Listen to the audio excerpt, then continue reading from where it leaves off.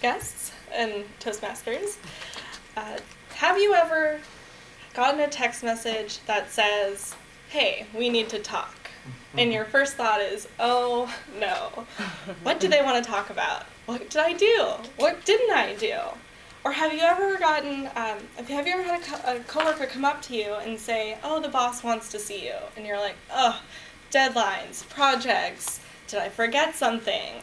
Well, today I'm going to talk to you about why we think this way and the book, The Power of Now. I'm also going to share with you some thoughts from the book about your habitual mind. What does being in the present mean? And I'm going to give you 2 methods to bring yourself back into the present and get away these negative thoughts, which is being a silent watcher and an exercise you can practice. So, what is this all about? Well, Eckhart Tolle has written this book, and it's a way to seek enlightenment. And with enlightenment comes self-awareness. So, your habitual mind. Why do these negative thoughts come up? Why do we always assume the worst? Why are we then spiraling and jumping from one conclusion to the next? Well, he says that our mind practices this. It's ingrained in us that we just think this way conditionally.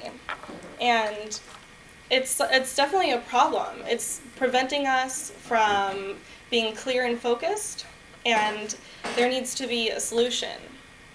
So, what does being in the now mean?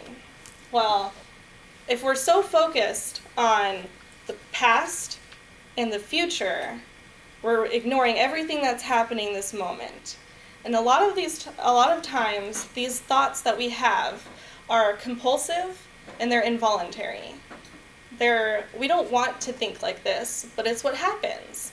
So if you can really focus on the present, which if you think about it, and as he says, we're always going to be in the present. We're never going to be in the future, and we're never going to be in the past. 5 minutes from now, it's going to be now. So these are important ideas that if you start to think about it and become aware, we can make this change.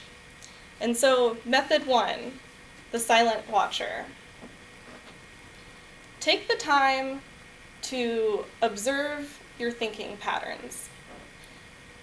When you get an email or a text message that says, let's talk, and you think, oh no, stop right there.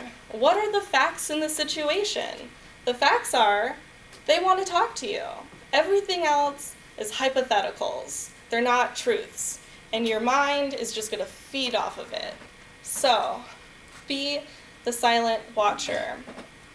When you start to think negatively, okay, what are the facts? This is what I know, and stop.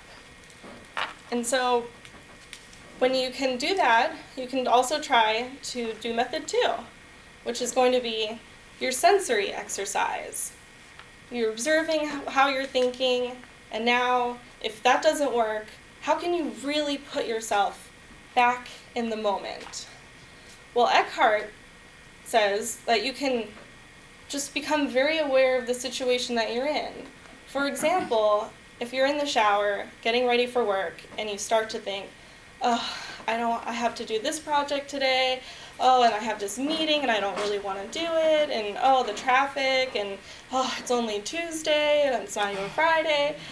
Stop, be aware of your thinking, and feel how the water feels on your skin. How's the temperature? Smell your shampoos. What do they smell like? Really put yourself in the situation that you're in. And when you can do that, all those other things will fade away, and you can really focus on the moment of just, oh, this feels nice, this is comforting, this is relaxing. You can take a deep breath. You can also, if you're driving to work, you can also just feel the steering wheel. You can roll the window down, feel the air, against your skin. Really take in what's going on in the moment.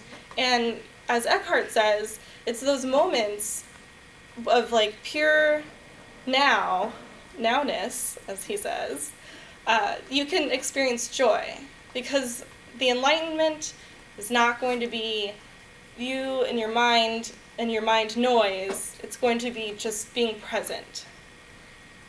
And this whole idea was introduced to me from my last job. My boss was notorious for yelling during meetings, getting up, storming away, and someone bought him the CDs for this, because he will not read it. And he listened to it, and he really got into it. And we were having we had a lot of egos, I'll just put it like that. And we were constantly butting heads, and he explained the power of now, and I'm like, yes, like, I am always focused somewhere else, and I'm missing everything that's going on right now. So, when you walk from here today, think about what I told you. The power of now, your habitual mind. What does being in the now mean? And think about becoming your silent watcher and practicing these exercises.